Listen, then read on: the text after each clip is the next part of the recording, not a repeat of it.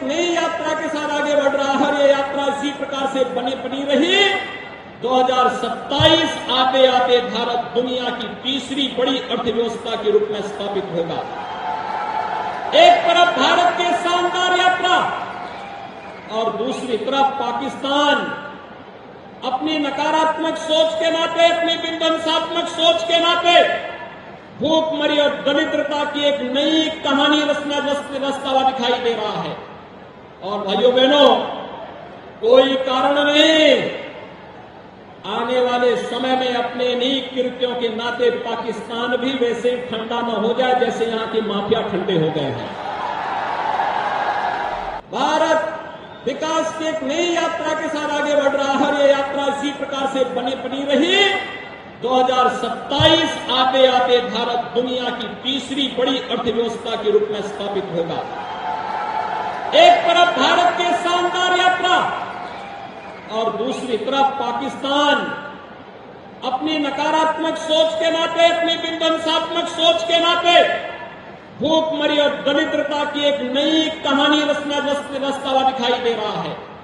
और भाइयों बहनों, कोई कारण नहीं, आने वाले समय में अपने इन्हीं कृत्यों के नाते पाकिस्तान भी वैसे ठंडा न हो जाए जैसे यहां के माफिया ठंडे हो गए हैं।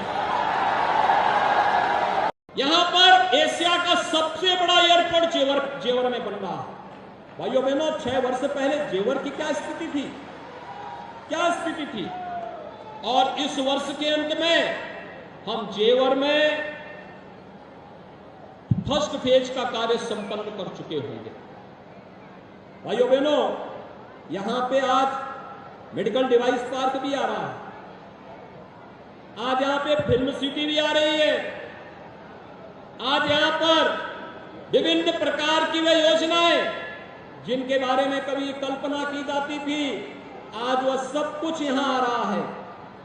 लेकिन मैं धन्यवाद दूंगा जेवर एयरपोर्ट में जिन किसानों ने जमीन दी थी, सचमुच उनका अभिनंदन करता हूं। मैंने यहीं पे आकर के उनसे उस समय संवाद किया था और मैंने अनुरोध किया था कि आपका समय निकल चुका है, लेकिन आने वाली पीढ़ी के भविष्य के बारे में सोचिए।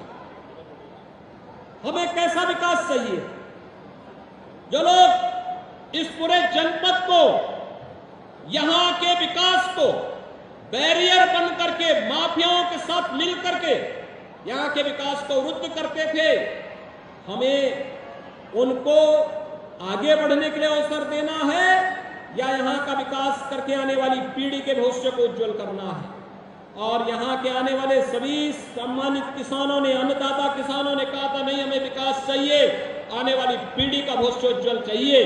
तो मैंने उनसे अनुरोध किया कि सचमुच आप विकास के पक्षधर हैं तो एक काम करना कि जेवर एयरपोर्ट के लिए बनने वाला जो एयरपोर्ट है उसके लिए जो जमीन है, उस जमीन की रजिस्ट्री के कागज 1 महीने के अंदर आप यहां के माननीय जनप्रतिनिधियों के साथ मिलकर के लखनऊ में मुख्यमंत्री आवास में आकर के मुझे दे देंगे तो मैं मान लूंगा कि आप लोग सचमुच एयरपोर्ट बनाने के पक्षधर हैं।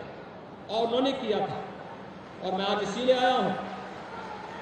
आज हम यहां पे आए हैं, आज यहां पे 1718 करोड़ रुपए की जिन परियोजनाओं का लोकार्पण और शिलान्यास हुआ है, सॉलिड वेस्ट मैनेजमेंट से भी है, सड़क से भी है, ड्रेनेज से भी है, यहां की अन्य अवस्थापना सुविधाओं के साथ साथ बुनियादी सुविधाओं से जुड़ी हुई योजनाएं भी हैं।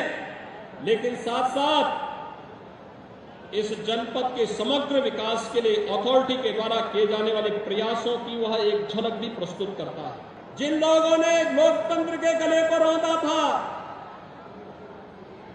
आज उसके साथ जब समाजवादी पार्टी, उनके साथ जब राष्ट्रीय लोकदल, उनके साथ जब जेडीयू और अन्य जेपी के अनुयायी कहे जाने वाले दलों की जब सांठगांठ होती है, तो जनता भी इनके उन सभी कारनामों को कि अपने भ्रष्टाचार के कारनामों को छुपाने के लिए कैसे, क्योंकि समाजवादी पार्टी का तो पुराना इतिहास रहा है ना कि कांग्रेस को इन्होंने 2004 में बिना मांगे ही समर्थन देने का कार्य किया था।